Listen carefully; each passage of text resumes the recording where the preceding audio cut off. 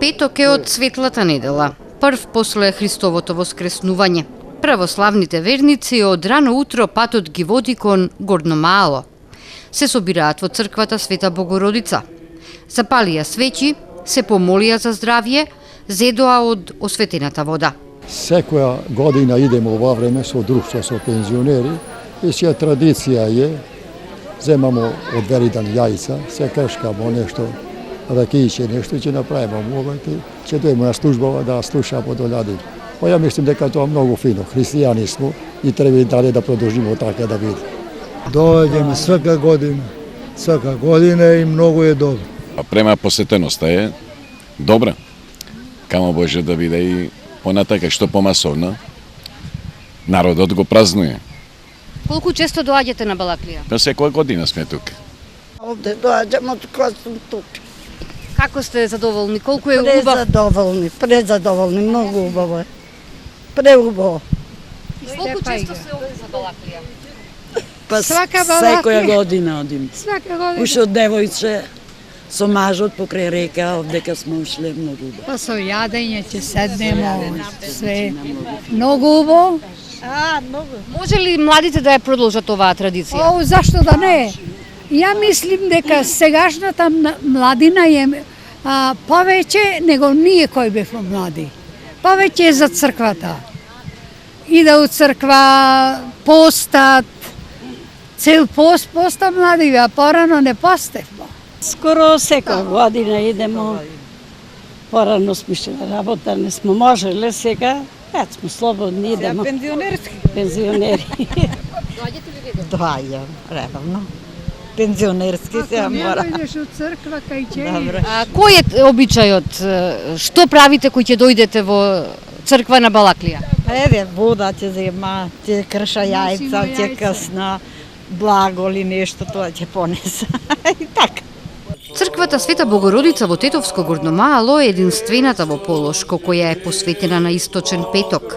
Верниците и овој пат се подсетија на значењето на денот во кој се слави исцелителната моќ на изворот од кој болните заздравувале, а мртвите воскреснувале. Овој ден се вика Источен петок, тоест Балаклија, или животворен источник, извор на светата вода, која се наоѓа во Цариград. На овој извор е подигнат убав храм и некојаш пак ова место било надвор од градот, среде густа шума во која ретко стапувала човечка нога, а за изворот на таа шума никој и не знаел. Еден ден Лав, кој подосна станал византијски цар, иако не било царскиот род, одејќи сретнал еден слепец кој молел да му го даде малку вода и да ја угаси жета. Го чул и видел Лав, кој бил човек смирен и кроток, му се приближил на слепиот со цел да му побара вода и да му помогне. Не може веднаш да најде вода и поради тоа очајувал и во тој момент слушал женски глас кој велел: Лаве, побарај и ќе најдеш извор на жива вода. Лав побарал, но не може ништо да најде во густата шума. Тоа било гласот на Пресвета Богородица на Мајката Божја, која станува мајка на Господа Христа, станала мајка и за сите луѓе во светот. Најпосле го нашол изворот и му дал да наслепиот да пие, му ги измил очите, од што овој веднаш потоа и прогледал. Во ова чудо кроткиот Лав ја познавал големата мајчинска грижа на Пресвета Богородица за луѓето. Тој тука добива и предскажување дека ќе стане цар, што за него представувало и големо изненадување.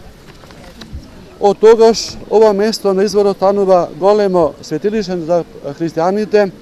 Лав подосна станува цар, подига над овој чудотворен извор убав храм кој подосна бил поправен и денеска постојат овој храм, што го посетуваат и христијани, го посетуваат исто така и нехристијани. Многу браните чудеса што се случувале на овој чудотворен извор зборуваа за силата Божја. Многу донесени на носилки се исправале и се враќале прави на своите домови. Чудеса стануваат кај секого, во секое време и стануваат и ден денеска. Светата Мајка Божја преку чудесата се јавува како вистинска мајка на сите луѓе сакајќи да станат чеда Божји. На Балаклија, покрај Пена, со црвено јајце, свеќи и осветена вода. Тетовци празнуваа, собрани во црковниот двор, поминувајќи крај водите на реката, подсетувајќи се на традицијата и преданијата. Христос воскресе! Христос воскресе! Христос воскресе!